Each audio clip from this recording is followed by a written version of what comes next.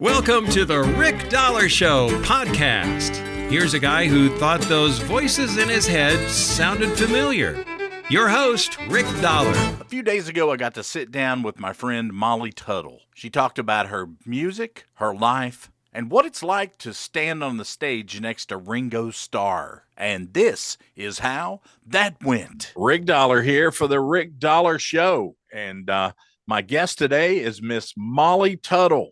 Molly, hello. How are you, man? I'm great. Thanks for having me back. I'm just home in Nashville, getting ready to leave again for the weekend. We're doing a fun festival in Florida called Halloween, so we're going to be dressing up in our costumes. But yeah, I've just kind of been like, I think I've been home for 4 or 5 days now. This is the longest I've been home in months, so I'm like soaking it in. It's so nice. I don't blame you, man.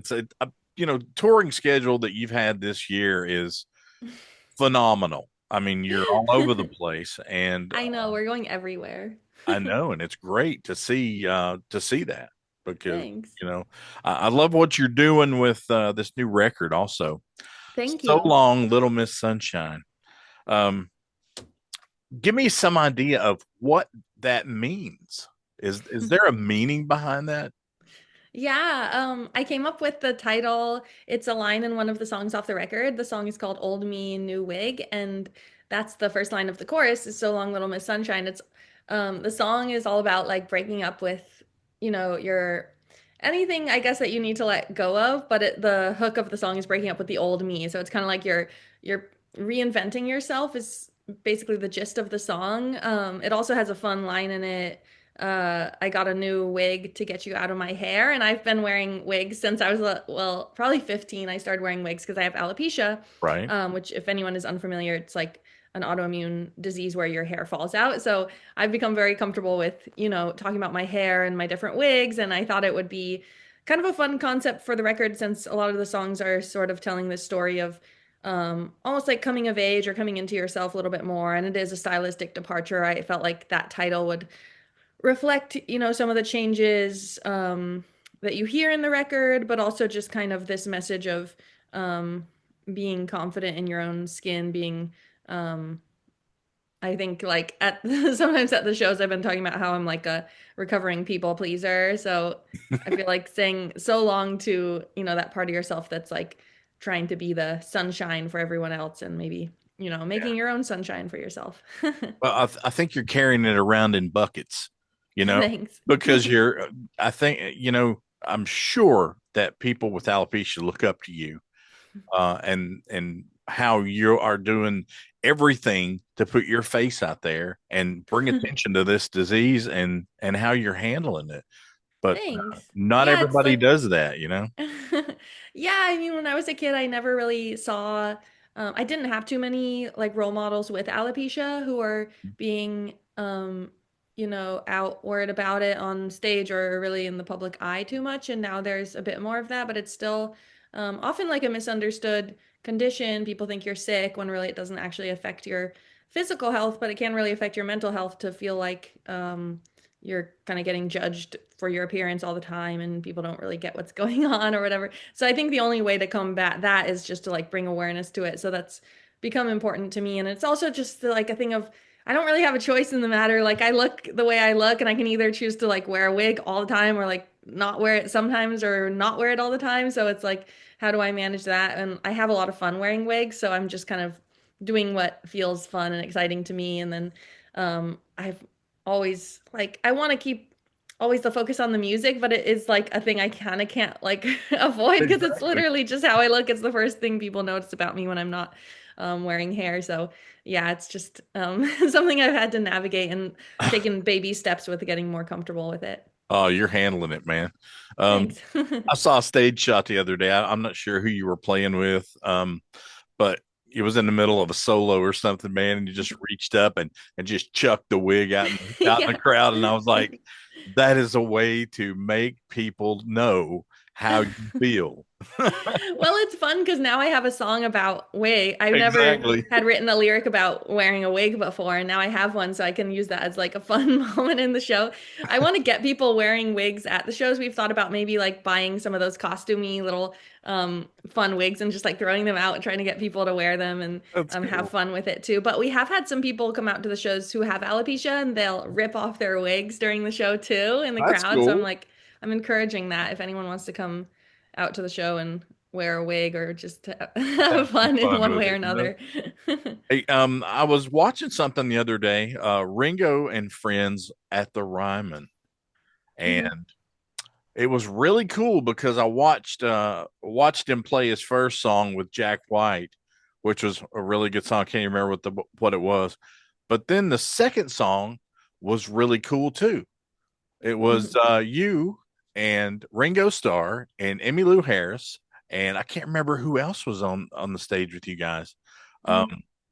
Mickey Guyton, maybe Yeah. Yeah. possible. Yeah, I think was it like the end where everyone kind of came back out? I remember Emmy Lou like yeah. brought us all out. It was so fun. There were so many amazing guests at that show. Sheryl Crow was there, Billy Oh Strings was man. there, Larkin Poe, Sarah DeRose, Rodney Crowell. It was a whole host. Warren Treaty was there. It was just this incredible group of musicians in Nashville. T-Bone Burnett put it all together, and Oh yeah. I just felt like I was like, how what? I'm like in the cool kids group, Nashville group. Like it was like all my favorite musicians in town. It seemed like were on stage together with Ringo. I couldn't believe that I got to be there. It was just a huge honor. Well, what I thought was really cool, I was watching you three up there, up on the stage, and Ringo went into something, I don't know, a line or two about whatever he was singing, and you just did one of these numbers, and you just stared. I mean, you just locked, I was sitting there thinking, she's freaking out. She really Yeah. wants to freak out, but she can't right now. And you I was know, freaking out inside, yeah. yeah, but you deserve that. I mean, you and I talked the first time. We talked about how your dad um, went into a guitar store in Mhm. California, and finally they asked him to start giving lessons. And Yeah. after that, you kind of picked it up, and Mhm. it's amazing to me. I mean, I saw another little clip the other day of you and Billy on stage, and he was just in awe. He was and that's a guy you want to be in awe of what you're doing on the Oh, guitar. And he's so I sweet. thought, man, all these great things are happening for her. I mean, you have a great band. You guys are hitting Thanks. the road. You're burning it up. You got a new record. Shelby Means was uh, an artist I think that should have gotten a little more press this year. But Yeah, well, I'm so happy for her with her yeah, album. It's so good. I got to sing on it. We actually recorded a vocal on tour last year, and we were in this little hotel room. And I was like, because it was so hard to find the time to do it in a proper studio because we were hitting the road so hard. yeah. So we like crammed into a little hotel room on tour. I got to sing on a record. It's a great record. Everyone should go check it out. She's been playing with her own band a bunch this year. And I've kind of started a new band as well. So like her and Bronwyn are both pursuing their solo careers, and it's been really awesome to see how they're both finding so much success with that. And I'm sure we'll team up again in the Oh future, man. but for now it's just fun for me to get to see them do their thing and have their records reach so many people and just see all the fun things they're up to. Well, you think about this now, you were around all these people, Emmylou Harris. I mean, all of these great artists, Sheryl Crow, legendary people in this business. And you've all kind of taken the genre lines and just erased them. And you're all working together to do these things. I think female artists this year have been the biggest surprise and Oh, cool. the best surprise in the music industry. Now, I mean, you guys have, like I said, you're kind of paving the way, and so kudos. We're trying to. But yeah, we're all just trying to like, make music that we're excited about. And I think on like when you get on the other side of it with like the labels and um the streaming services and this and that, like Hmm. then they want to say this this is this genre, put it all in categories. But I feel like on the other side is all us artists, and we just want to like play together and have fun and like not Exactly. always be thinking about it. How long did it take? How long did it take to tape that Ringo show?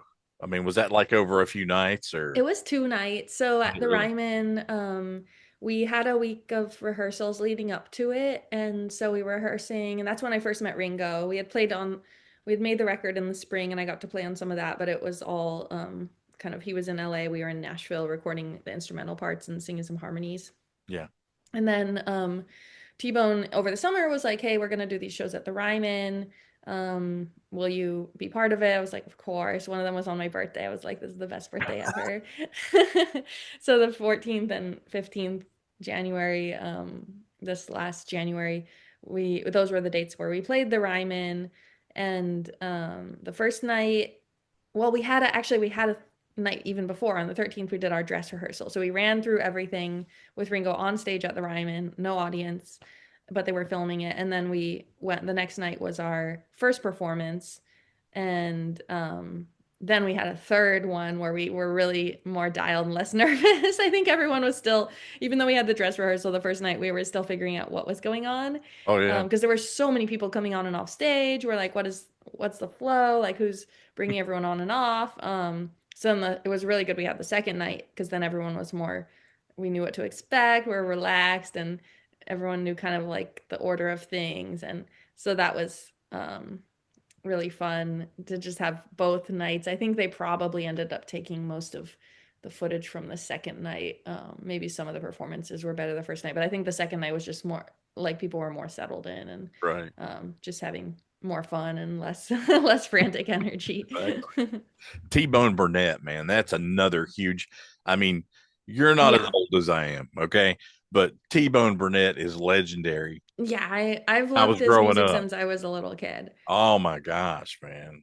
Cat, I mean, he has been the guy he's been the glue sometimes that's held a lot of these things together. Yeah, he is a master at putting stuff together that really means something, and he has like just an ear for putting the perfect combinations of people together to like make these amazing moments. And when I was in kindergarten, I remember he was doing like the Down from the Mountain tour and like the Oh Brother Where Art Thou stuff. And my dad let me see the movie as a little kid, even though it was probably like sort of inappropriate to watch as like a 6-year-old. But the Oh no. music was like, I was obsessed with it. And that was my first introduction to T-Bone Burnett. And my dad is a huge T-Bone Burnett fan. He said he's the best producer. Like all my life, he's been like hoping I would someday get to work with T-Bone, I think. Ever since Yeah. I decided I wanted to make records and be a professional musician, he's like, T-Bone is the absolute top. Like, and so we're all huge fans in my family. So my dad got to meet him at Telluride Bluegrass Oh, 2 years ago because he was backstage there and we had been working on the Ringo stuff. And my dad was so happy to meet T-Bone. It was like his dream come true.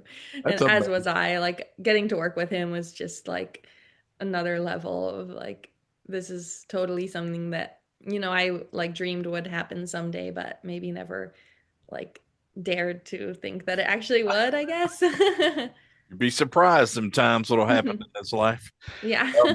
So, oh brother, did that do anything to you? I mean, is that something that made a mark on you? I think Yeah. it brought back the beauty of bluegrass and old time music Hmm.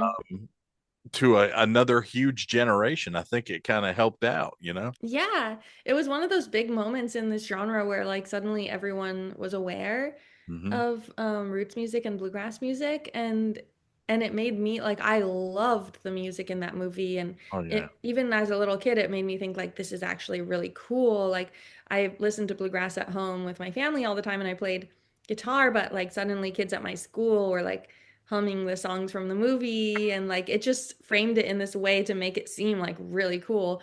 And so I watched that Down from the Mountain documentary all the time, and everyone in it was like my biggest hero. And that's kind of like how I got into Emmylou Harris and Alison Krauss and Gillian Welch. Like their trio together was like, Yeah. I was just obsessed as a kid, and that's like such an impressionable time to see something like that. And so the three of them became like some of my biggest heroes. And then But yeah, and it also actually like I think it helped my family too because suddenly my dad had so many more students who wanted to learn bluegrass music, and he was like teaching Man of Constant Sorrow to everyone in the Bay Area.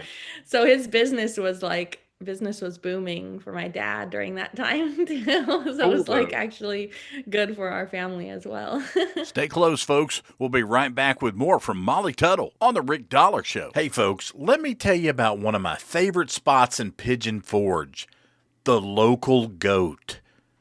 This place is a true scratch-made kitchen where every single dish is crafted fresh daily. We're talking hand-patted gourmet burgers, perfectly cut steaks, fall-off-the-bone ribs, and even made-from-scratch desserts that'll have you coming back for more. But it's not just the food, it's the vibe.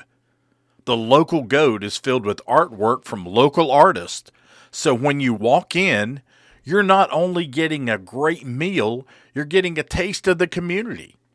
It's family-friendly, it's fun, it's the perfect place whether you're grabbing a casual bite, celebrating with friends, or just looking for a cold craft beer to go with that burger. So next time you're in Pigeon Forge, make sure you stop by the Local Goat, the place where locals eat and visitors love. Want to make your advertising dollar go farther? Just go to therickdollarshow.com and fill out the contact information. Someone from our advertising department will contact you as soon as they finish their lunch. The Rick Dollar Show, helping your business be more successful. Hey folks, if you're looking for a place that's got that perfect mix of mountain charm, music, and outdoor adventure, let me tell you about Marion, Virginia. It's this beautiful little town tucked right in the Blue Ridge Mountains, and when you walk through their historic downtown, you'll feel like you've stepped into a storybook. Boutique shops, local dining, and that small town hospitality that makes you want to stay a while. If you're a music lover, Marion is home to the legendary Lincoln Theater, where Song of the Mountains is filmed. That's a nationally televised concert series showcasing some of the best in bluegrass and Americana music, and you'll be right in the heart of it. And for outdoor fans, you're just a minute from Hungry Mother State Park. We're talking hiking, biking, fishing, and even a sandy beach where you can just relax. Plus, the Appalachian Trail and Mount Rogers National Recreation Area are right there too. So whether it's live music, mountain air, or just slowing down a bit, Marion, Virginia's got it all. Check it out at visitmarionva.com and start planning your getaway. Check out The Rick Dollar Show on Facebook, Instagram, X, and TikTok at The Rick Dollar Show. To see more great content, check out The Rick Dollar Show on YouTube. The Rick Dollar Show. You know, when it comes to music, there's nothing like playing an instrument that has soul in it. And that's exactly what you'll find at Randy Wood Guitars.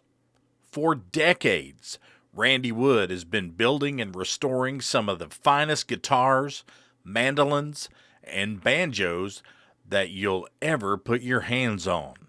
His instruments have been played by legends and trusted by pickers who know the difference. When you walk into Randy Wood Guitars down in Bloomingdale, Georgia, you're not just stepping into a shop. You're stepping into a tradition. You'll see handcrafted instruments, hear incredible stories from Randy himself, and maybe even catch some live music in their intimate pickin' parlor. It's a place where music is alive, where history and craftsmanship meet. So whether you're a collector, a performer, or just someone who loves the sound of wood and strings coming together, check out Randy Wood Guitars. Visit them in person or online at randywoodguitars.com, where great music begins. And now, back to more fun. You kind of credit your dad a little bit with how things have gone with you musically in your life?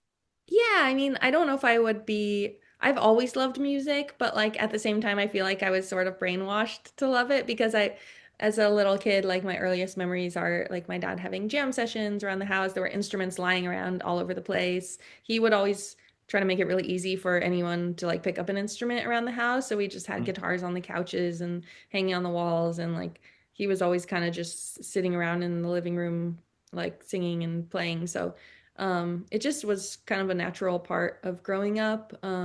But I had like a really intense like draw to play music as well. So yeah, but I don't know if I would have like gotten into bluegrass if it weren't for my dad, and like my he kind of picked it up through my grandfather who played the banjo, and like my Yeah. dad grew up on a farm in Illinois. They would like drive down to Nashville, go to the Grand Ole Opry, and go to bluegrass festivals around Illinois as well. So um then he moved out he moved to California because he wanted to like see the David Grisman quintet. So he moved to the Bay Area. Oh, that was the way to do it right there.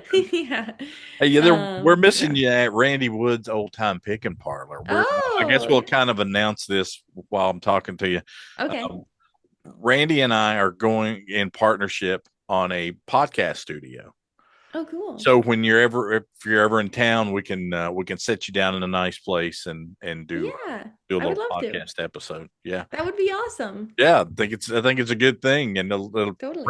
brings all the artists that used to come there. It's Hmm. bringing them back, you know. Great. Okay. So Yeah, that's a count cool me in thing. next time. Yeah, that'd be great. Well, I'm telling you, I just really don't understand sometimes why things happen the way they happen. But you know, with what you've had to do in your life and the things you have to go through, um, you've handled it beautifully. I Thank mean, you. most people don't do that. But Oh. it shows people's strength sometimes, I think, when they have to deal with these things. But you know, being on the Ryman, how many times now? How many times have you played the I Ryman? have lost track. That's what I was saying. What about you've been on the Grand Ole Opry too, I correct? have. I think I've been on the Opry like 11 or 12 times now, because I remember a couple times ago they gave me a mug that had the number 10 on it, and they were like, "It's your 10th Opry." I was like, "Oh, thank you." I didn't really know that I'd been on there 10 times, but so I think I've done it a couple times since then. So probably like 12 times by now. So do you have to pinch yourself sometimes and say, Yeah. "What am I doing here? Why?"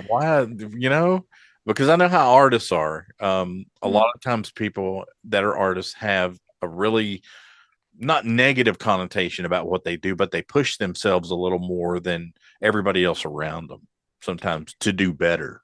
Yeah, well, it's kind of that sort of career where like you Yeah. don't, there's so much uncertainty, and in that like you can really develop so many worries. Like for me, I'm like such a worry wart. I'm always like, what if I never like get a gig again? What if like my career is like, I don't know. Like You for should me, I'm always never kind of thinking of like the worst possible scenario. So you should I have to never worry remind about that gig thing, okay? I think you're I good. have to remind myself that like I've gotten to do all these cool things, and like, Yeah. you know, even if like I stopped doing this tomorrow, like I've still gotten to do so many of my biggest dreams have come true. So obviously I'm planning on continuing to do this for my whole life I got you. if I can. But I just feel grateful that I'm able to, and like even if I was like even if these things hadn't happened, I would still just, you know, be content to play music, and if I can like make a living doing that, it's pretty awesome. So Yeah, I don't think you'll have any problem with that. I don't think you'll have any problem with that.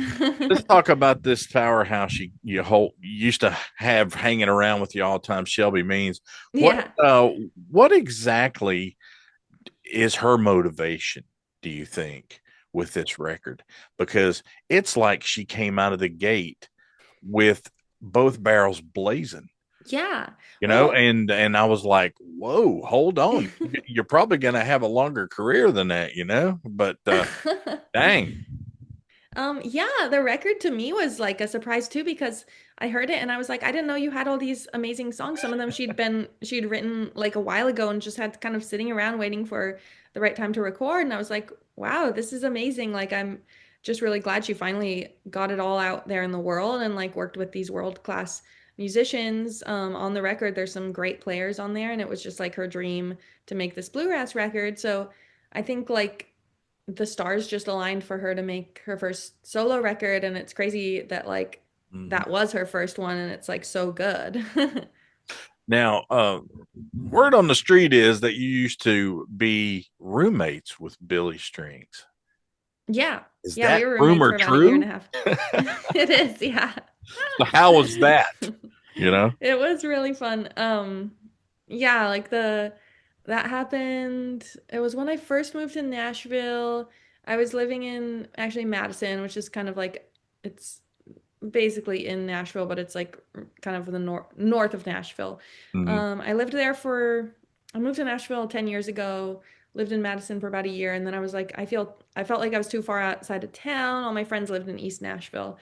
Um, and I just was struggling. I felt kind of isolated. I didn't actually really have that many close friends in Nashville. I had a lot of acquaintances, but I was kind of feeling lonely in my little house far away in Madison. So I happened to be like looking for a new place to live. And I was just on Facebook and I'd met Billy maybe one or two times just at festivals. Mhm. Um, and obviously was a big fan of his music. And I saw that he posted on Facebook, like me and my girlfriend are looking for someone to rent our third bedroom in our house in East Nashville. So I messaged him and I didn't really know him that well, but I was like, I'm looking for a place. And I went and looked at it. I was like, yeah, this looks great. So yeah, I moved into their place that they were renting, and I think they found their house because our other friend Lindsay Lou, who's a great singer, I'm sure you know her Yeah. music. She's pretty awesome. Yeah. But she had a house that she was renting across the street, and she noticed that this other house came up available for rent. So she had told Billy, and then I found out through him. So she really kind of was like bringing this whole community together. She would have house concerts, jam sessions. She was Wow. always renting out rooms of her house to different musicians. So it was this whole kind of rotating cast of people over on the other side of the street. And then we had our house. So it was really fun because suddenly I had like this built-in community just on Right. my block, basically. So I went from just feeling so like I didn't know what I was doing and like I was living so far away, I felt like, to then like people were just hanging out all the time. So it was awesome. Um, I was pretty, I was traveling a lot. Billy was doing a ton of shows. So a lot of the time he wasn't even home, but I would hang out with Allie a lot and Lindsay, and we would, anytime people were home, we would just kind of get together and sometimes play music or just hang out. Yeah. So it was always really fun. And that was kind of how I found my people in Nashville, because it was hard when I moved there to just kind of break into the scene because everyone is so busy and people are touring all the time. And it's kind Mm. of like that. It's not a, it feels like a small town once you're in it, but like it can also feel a little bit daunting because everyone's such a great musician. Everyone's has their thing going on. And yeah. It's sort of like a psychological thing, though, I think, Yeah. because, what you're telling me here is once you had all these people rotating through there, how many people were I you know. were you exposed to that may have had some kind of something that you could take from them, Mhm. that would allow you to, maybe do what you want to do for a living, Yeah, totally. Yeah, it was just a great way to meet people. I met people who ended up touring with me Yeah. um and who I would co-write with or just this and that or record with. So yeah, Yeah. it was Just like awesome. lifetime people that, kind of help shape your future, Yeah. you know. Yeah, totally. Yeah, that's incredible. So, well, Mhm. they say things happen for a reason. So, Yep. uh, so okay. So what's going on in the future? I mean, your touring schedule is, well, I mean, I don't see how you do it. I mean, This how, was how old are you now? I I'm mean, 32. okay. Now, when you be, 10 years from now, you think you'll be doing the same thing? So I think 10 years from now I would probably play I'm hoping to play less shows. I always want to Bigger, tour and I bigger always want shows. to make records, but I don't know if I always want to do 100 shows a year Oh, because yeah. it's a lot. It's like it does make it hard to like have a life. So I think like eventually, I don't know if in 10 years or 15 years or what, but I would maybe want to do a few less shows a year, but I'll probably always be playing a lot of shows.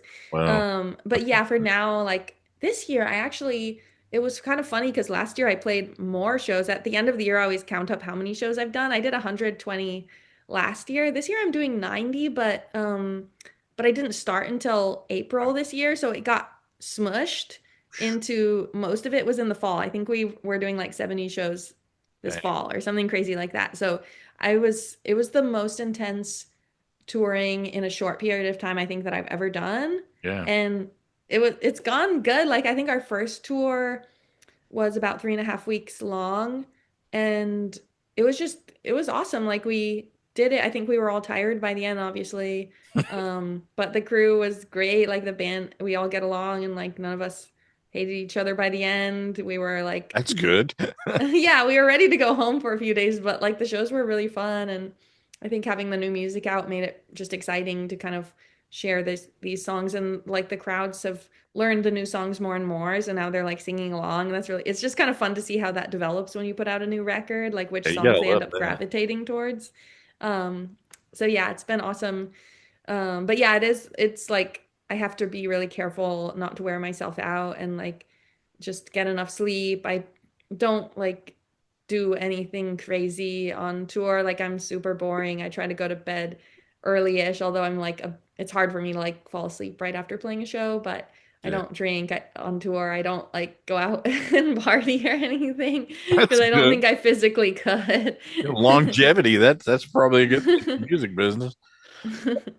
So, you want to give everybody a shout out you've been dragging around the country with you? Yeah. Okay. Yeah, so my band is awesome.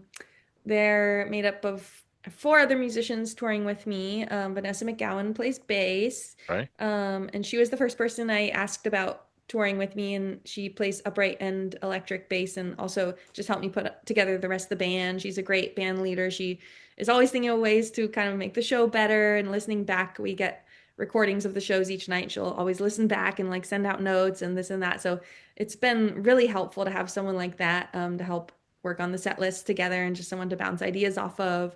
So I think like the shows have been getting better and better, which is really exciting. And then Megan Jane is playing drums with me, and she'll play like full drum kit on a lot of stuff. And then we do kind of like a breakdown acoustic bluegrass set in the middle, and we'll do like some stuff totally acoustic, and then some where she'll come out and like play the washboard. And she's Oh, someone I that's actually cool. toured with yeah, it's really fun. I toured with her in 2021 coming out of the pandemic. Right. So she's been a longtime friend. Ellen Angelico is someone I've known for a long time as well. She has worked at a bunch of different guitar shops around Nashville. She plays so many different instruments, but with me, she's been doing pedal steel and dobro and electric guitar. Oh, yeah. She also plays like banjo and all this other stuff too, and Wow. keys. She's great, just like a really fun She's and like super your talented secret person. weapon, isn't she? Yeah, yeah, I can just Play anything.